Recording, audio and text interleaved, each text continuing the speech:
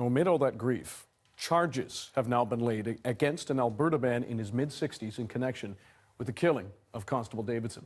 Tina Lovegreen has been tracking this story for us and joins us in studio. Tina, what do we know about this man? Well, we know that this is Oscar Arfmann. Investigators released the photo of him today, and he's the person who's been charged with first-degree murder in connection to yesterday's shooting. Now, we know that he is 65 years old and is from Alberta. Investigators say he didn't have a valid driver's license, and his license for a firearm expired in 2015. We also know that he doesn't have a criminal record here in BC. In Alberta, there was one charge of impaired driving. That dates back to 2016, and his license was suspended for a year, and he was fined $1,000.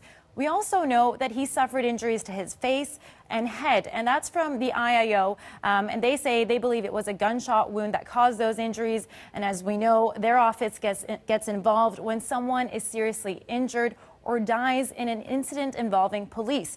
Now, the investigators say that Arfmann was taken to hospital. We know that he is still in hospital, alive and in custody, but investigators say they haven't talked to him yet and are trying to retrace his steps to find out exactly what he was doing in Abbotsford.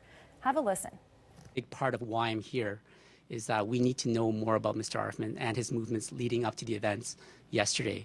So any friends, any associates that are watching this right now, if you knew Mr. Arfmann, please come forward and speak with our investigators. Tina, have we heard from Arfmann's family at all? Well, I have reached out to his family, and I did speak to one family member who said the family is in shock and they're still learning about all this through the news.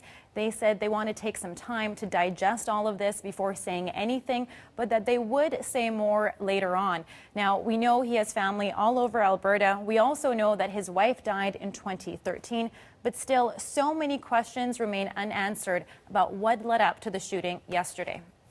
Thank you, Tina. You're welcome.